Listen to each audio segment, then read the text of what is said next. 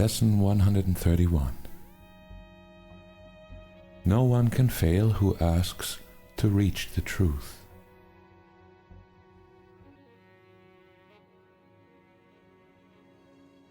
Failure is all about you while you seek for goals which cannot be achieved.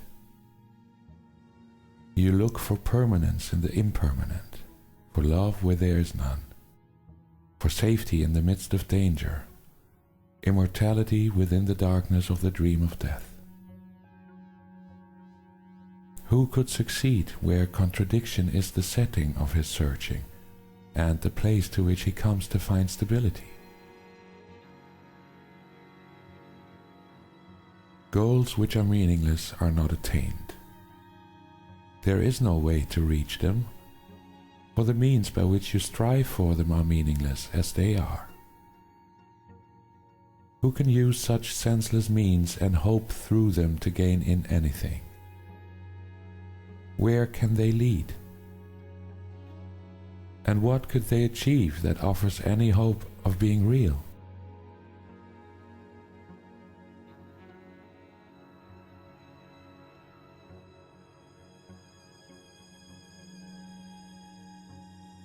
Pursuit of the imagined leads to death, because it is the search for nothingness, and while you seek for life, you ask for death.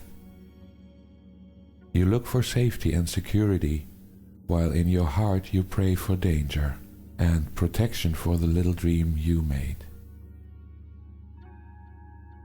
Yet searching is inevitable here. For this you came, and you will surely do the thing you came for. But the world cannot dictate the goal for which you search unless you give it power to do so. Otherwise, you still are free to choose a goal that lies beyond the world and every worldly thought, and one which comes to you from an idea relinquished yet remembered, old yet new, an echo of a heritage forgot, yet holding everything you really want. Be glad that search you must. Be glad as well to learn you search for heaven and must find the goal you really want. No one can fail to want this goal and reach it in the end.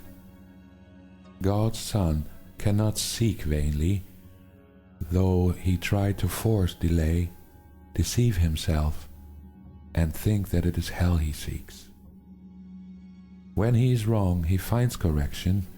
When he wanders off, he is led back to his appointed task.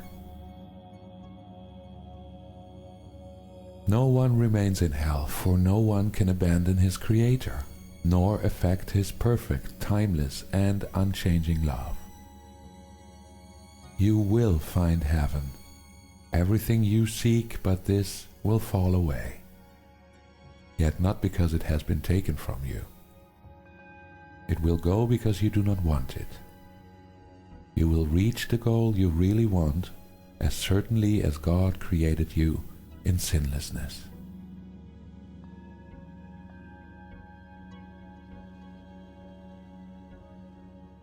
Why wait for heaven? It is here today. Time is the great illusion, it is past or in the future. Yet this cannot be if it is where God wills his Son to be. How could the will of God be in the past or yet to happen? What he wills is now, without a past and wholly futureless. It is as far removed from time as is a tiny candle from a distant star, or what you choose from what you really want.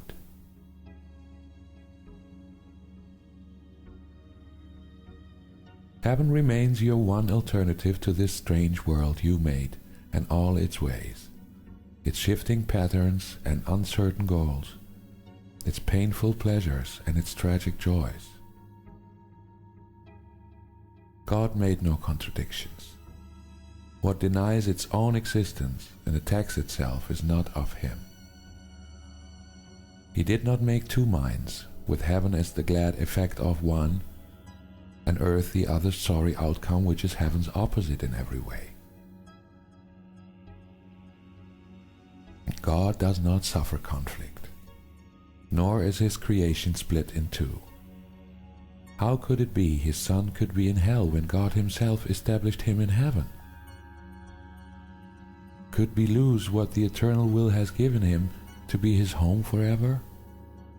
Could he lose what the eternal will has given him to be his home forever?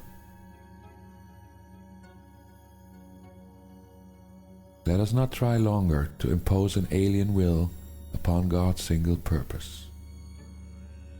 He is here because he wills to be, and what he wills is present now, beyond the reach of time.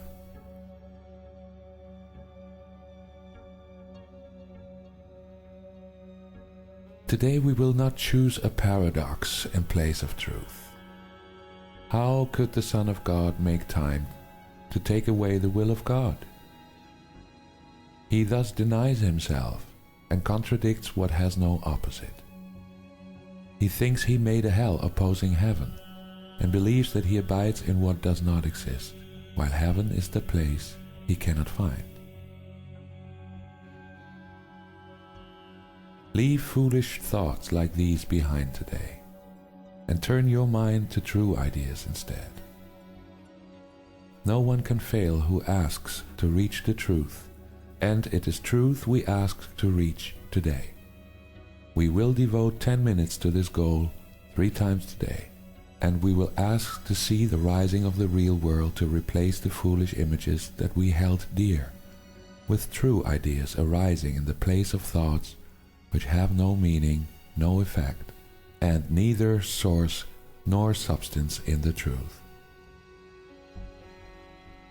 This we acknowledge as we start upon our practice periods. Begin with this.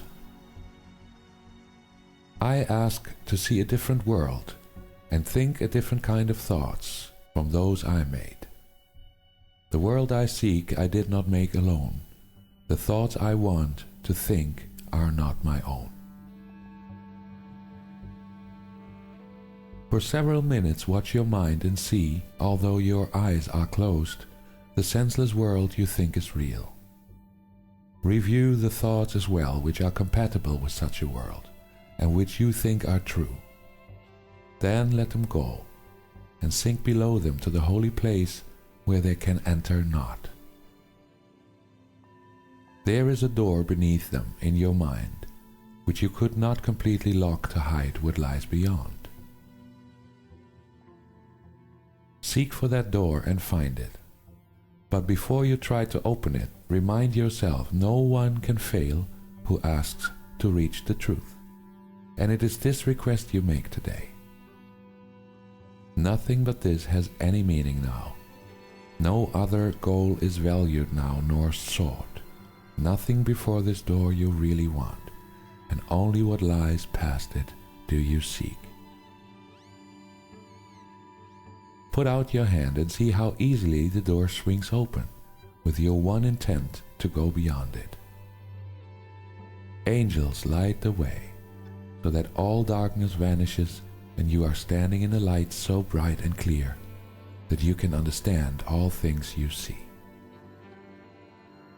A tiny moment of surprise, perhaps, will make you pause before you realize the world you see before you in the light reflects the truth you knew and did not quite forget in wandering away in dreams.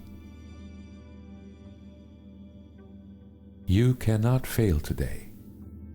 There walks with you the Spirit heaven sent you that you might approach this door someday and through his aid slip effortlessly past it to the light.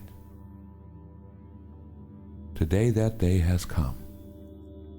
Today God keeps his ancient promise to his Holy Son, as does his Son remember his to him. This is a day of gladness, for we come to the appointed time and place where you will find the goal of all your searching here, and all the seeking of the world, which end together as you pass beyond the door.